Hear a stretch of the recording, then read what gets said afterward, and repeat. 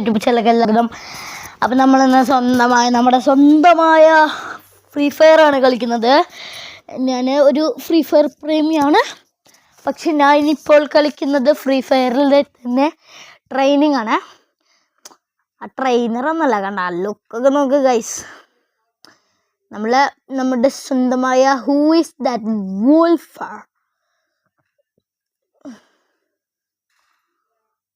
Guys. അപ്പോൾ കിഡു ക്ലാരിറ്റിയാണ്. കിഡു എന്ന് പറഞ്ഞാൽ വമ്പ സീനാണ് ഗൈസ്.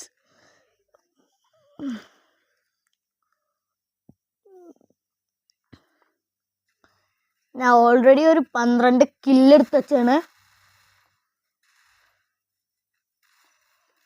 ഗൈസ്. ഫസ്റ്റ് തന്നെ നമ്മൾ ചമ്മിയിരിക്കുന്നു.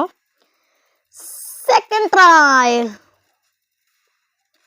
ഏതവനാടാ ഇത് ഗൈസ്? നമ്മൾ ഏതവനാടാ ഇത്? ശങ്കരൻകുട്ടി എന്ന് അറിയൂലേ, അതുപോലെ എവിടുന്നാ കിട്ടുന്നതെന്നല്ല അറിയില്ല. ഒരു ഹെഡ് ഡ്രാഗ് ചെയ്തടിക്കണം നമ്മളെപ്പോഴും കേട്ടാ. നമ്മൾ ഫസ്റ്റ് ഡ്രാഗ് ചെയ്തടിക്കുമ്പോഴാണ് നമുക്ക് കിട്ടുള്ളൂ. ഇപ്പം പുതിയ കുറേ ഫീച്ചേഴ്സൊക്കെ വന്നിട്ടുണ്ട്. ഞാൻ നിങ്ങൾക്ക് ആർക്കും അറിയാത്തൊരു ട്രിക്ക് കാണിച്ചു തരാം ഗൈസ്. ആർക്കും അറിയാത്തതെന്നല്ല, ചിലർക്ക് അറിയുള്ളൂ, പിന്നെ വേറെ ആർക്കും അറിയില്ല.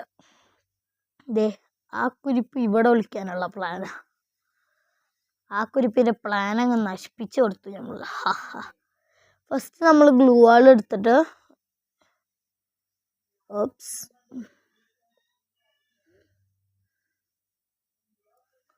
അല്ലാഹുമ്മ സല്ലി.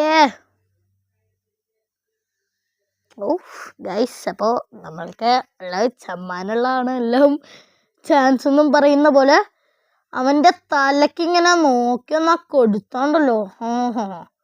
ശുഭദിനം. ദൈവം തന്നെയാടാ അത്. ഒന്നും കൂടിക്കില്ല. സെയിം ആളിനെ തന്നെ സെയിം സ്പോട്ടിൽ വെച്ചല്ല, കണ്ടപ്പോൾ ഒന്ന് കൊന്നു. ഒരാഗ്രഹം. എന്താടാ ഡെസേർട്ടുകൾ വെച്ച് കളിക്കുന്നത്? നമ്മളുടെ തലൊന്നും ആർക്കും പൊക്കാനൊന്നും പറ്റൂല.